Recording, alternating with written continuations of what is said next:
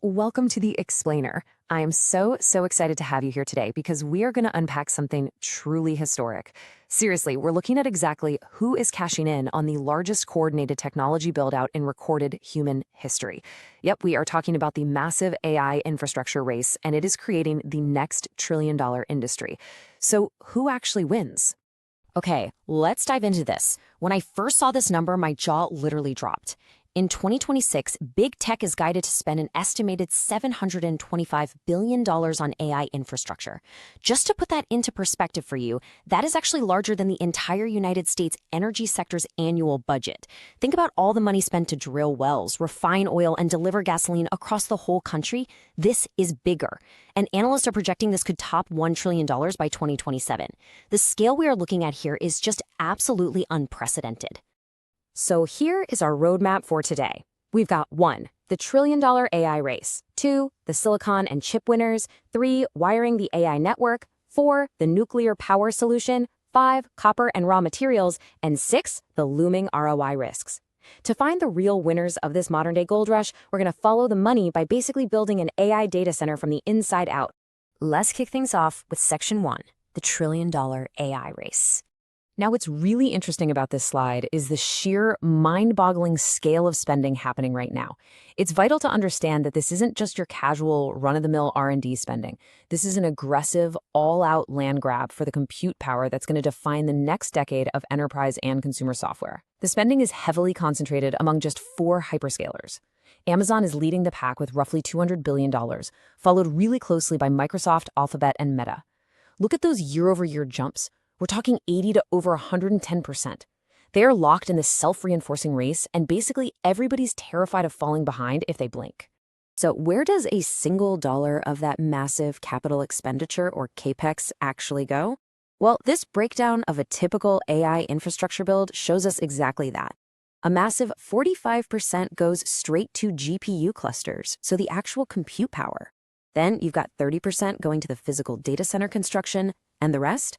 That's split between networking, power and cooling, and developing custom silicon. All right, moving right along to Section 2, the silicon and chip winners. Let's step inside the data center for a second and look at the brains of the operation. Right now, NVIDIA is absolutely dominating, capturing the lion's share of this current CapEx cycle. They command roughly 90% of AI accelerator spending. I mean, they are pulling in tens of billions in a single quarter as the undisputed king of model training. But the hyperscalers are fighting back. To reduce their dependence on NVIDIA and lower their everyday running costs, what we call inference, they are making these massive multi-billion-dollar 3 to 5 year bets on their own proprietary custom silicon, often called XPUs. We're talking Google TPUs, Amazon's Trainium, Meta's MTIA, and Microsoft's Maya. Morgan Stanley even notes that the future isn't just GPUs. It's a diverse ecosystem of all these specialized XPUs working together. But here is the truly brilliant part. There is an ultimate pick-and-shovel winner here that remains completely agnostic to this whole chip war, and that's Taiwan Semiconductor, or TSMC. Whether NVIDIA wins the architecture battle or the hyperscalers' custom silicon takes over, guess what? TSMC manufactures almost all of them. They hold a commanding 68% of the global foundry market, making them the quiet but absolutely critical foundation of this entire build-out. Next up, Section 3, wiring the AI network. And this brilliantly illustrates what happens when you need to connect thousands of GPUs together. You need a highly specialized nervous system. Look at the massive split happening in the networking market right now. On one side, you have Arista Networks seeing 19.5% revenue growth by being incredibly nimble and laser-focused on high-performance AI and the cloud titan segments. Then compare that to the incumbent giant Cisco, dealing with a 6% revenue decline as it really struggles to pivot its massive legacy enterprise operations toward this new reality. The future of AI networking is highly specialized, open, and software-driven, and Arista is clearly positioning itself to be a massive winner there. Let's turn to Section 4, the nuclear power solution. Seriously, how on earth do you power facilities where a single large-scale AI training cluster demands 500 megawatts? For context, that is the electricity equivalent of a mid-sized city. The International Energy Agency expects global data center power demand to hit a staggering 945 terawatt hours by 2030. To help you visualize that, that is exactly equivalent to the entire electricity consumption of the country of Japan. In the US alone, data centers are going to drive half of all electricity demand growth, surging to as much as 14% of the nation's total consumption. The grid simply was not built for this kind of draw. So, what's the solution? An unprecedented $10 billion nuclear arms race. These tech giants desperately need 24/7 carbon-free baseload power, meaning energy that is always on, regardless of if the wind is blowing or the sun is shining. Microsoft just signed a 20-year deal to actually restart Unit 1 at 3 Mile Island. Crazy, right? Google made the first corporate purchase of small modular reactors, or SMRs, through Kairos Power. And Amazon committed to deploying 5 gigawatts of SMR capacity through X Energy. They are essentially single-handedly funding a nuclear renaissance just to keep their AI models running. So naturally, power suppliers and infrastructure companies are reaping massive rewards. Companies like Vistra, who signed a huge nuclear deal with Meta, and equipment suppliers like GE Renova are cashing incredible checks right now. The entire utility investment thesis is literally being completely reshaped by this AI power surge. All right, Section 5, Copper and Raw Materials. So we have the brains, the nervous system, and the lifeblood. Now let's look at the physical skeleton constraining it all. This stat absolutely blew my mind. According to JP Morgan, just one single large AI data center requires up to 50,000 metric tons of copper to build the facility and actually connect it to the grid. Because of this insatiable demand, combined with falling output at major global mines, we're facing a severe structural deficit. This whole dynamic pushed copper to a record $14,527 per metric ton in early 2026.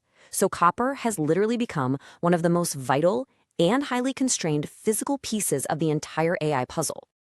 Which brings us to our final part, Section 6, the looming ROI risks. So the crucial point is this. Here is a sobering reality check. Who actually pays for all of this? Bank of America calculates that hyperscaler CapEx now consumes 94% of the actual cash their businesses generate. That is pushing these companies heavily into the debt markets, with projected tech debt issuance hitting $1.5 trillion. Yet direct AI services today only generate around $25 billion in revenue. That is a massive, massive gap.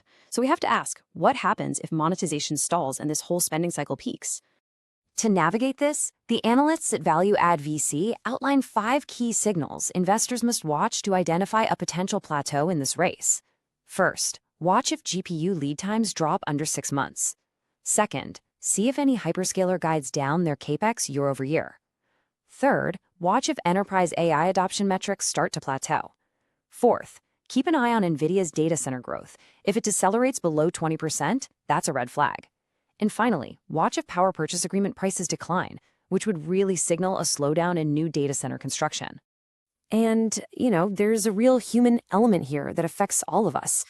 To justify trillions in infrastructure spending, these companies have to realize massive productivity gains. But analysts at Seeking Alpha highlight that these gains might depend on severe labor cost savings. That means we could be looking at highly disruptive job displacements, which in turn could provoke a severe regulatory and social backlash, fundamentally altering the entire investment timeline. Which leaves us with this final, overarching question. The infrastructure is being built, the chips are spinning, the nuclear reactors are being contracted, the copper is literally being laid in the ground. But can the application layer, the startups and enterprise software of tomorrow, actually make these trillions of dollars productive before the bill comes due? Or are we setting the stage for the greatest write-down in tech history? I'll leave that for you to ponder. Thanks so much for joining me on this explainer, and keep